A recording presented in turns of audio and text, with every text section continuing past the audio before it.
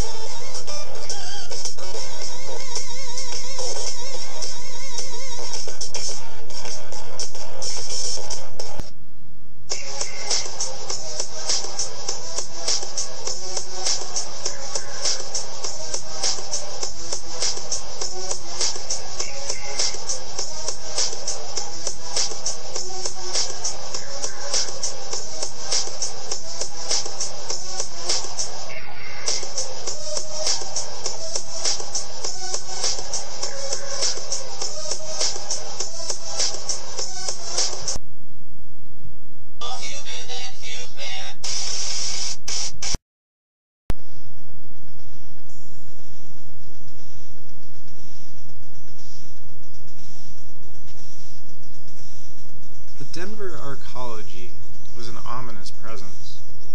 Traveling from the Rocky Mountains west of the walled city, all of the features could be made out against the barren eastern plains that canvassed the background. With the night spent over at a highway rest stop, the journey from Oregon to the Denver archaeology in Colorado took the Stinger family 2 full days in their rented moving truck. What had once filled a small town home with nostalgia and warmth could now be used to furnish an apartment pod amidst several million citizens.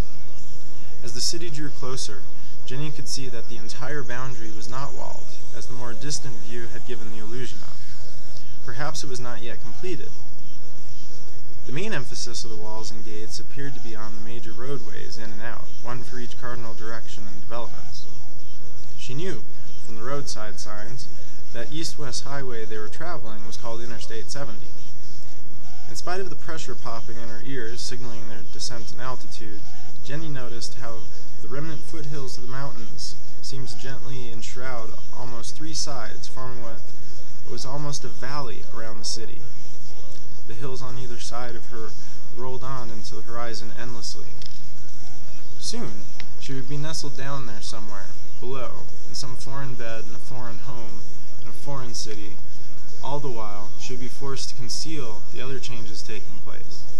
Any departure from her normal behavior might at first be just attributed to the move, but how long could that last? And how long before the green scaly patches were too extreme to be covered up? "Looks like we've made it with having not stopped for fuel again," said her father, as the faint outline of the west gate came into view. Their journey, financially, had been completely covered by the corporate credit card given to them for the move. They would never have been able to afford such a transition otherwise. Big business drove all the small towns needed in smaller urban clusters out of work. And after nearly a year of struggling impoverished in the Northwest, Jeremiah Stinger was forced to make a decision not only for himself, but also for his wife and daughter. Lucian Industries had sponsored the migration, enabling the Stinger family to continue their livelihood at the Denver archaeology. Lucian Industries also owned the Denver archaeology and essentially Colorado. You didn't live in Denver without working for Lucian Industries.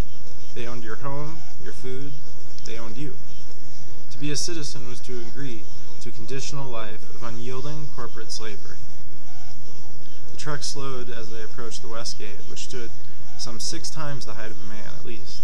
Stretching the full expanse of 6 lanes of highway, a huge collection of iron or steel painted black barred the way forward. The gate was partnered on either side by a wall that seemed again to, from her perspective, stretch on to border the entire city.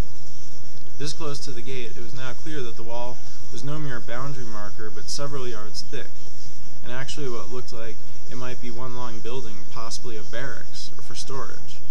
The outline of the city that had seemed ominous but interesting against the background of the eastern prairies now looked bland and bleak, and washed out in the dying autumn sunlight.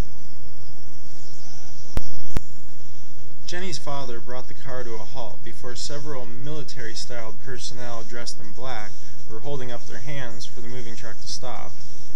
Immediately, her father pressed the button to slide the driver's side window down, and he shut off the ignition. A young man, looking all of 20 years old, approached the driver's side and requested their names, already scanning the information on his portable screen. "Stinger," his father said. "Jeremiah, family of 3, here for Lucian Industries." The guard nodded, barely listening, occupied with his screen. "Have you been to the Denver Arco before, Mr. Stinger?" Jeremiah shook his head. "No, sir." "Okay, well, we'll need to get you registered at the government center, citizen identification badges, and all of that." The guard gave him a squinty-eyed look. "If I give you a map, do you think you can find your way?" He sighed. "If not, I can always deploy a courtesy escort for you, too." Jenny's father smiled and stretched his neck to give his 2 other passengers an affirmative glance. Everything about the guard's tone suggested that they should just find it themselves. "I think we can manage it," he said finally. "Excellent, well, sir." The guard handed them a map. It showed the west gate where they were, highlighted, as was the government center, which appeared in a central location in the middle of the city. A red line, indicating the best route of travel, also had already been drawn for them.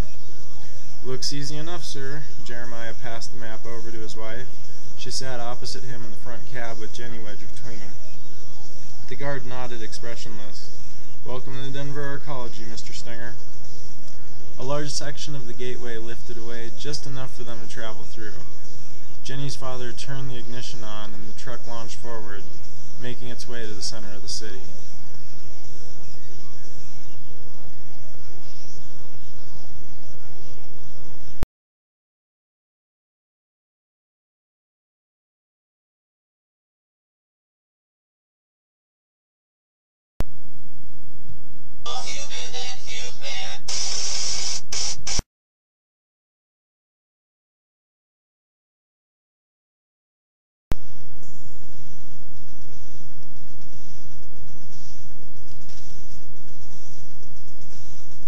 The Denver Arcology was an ominous presence. Traveling from the Rocky Mountains, west of the walled city, all of the features could be made out against the barren eastern plains that canvassed the background. With the night spent over at a highway rest stop, the journey from Oregon to the Denver Arcology in Colorado Springs took the Stinger family... Colorado Springs? What the fuck? Why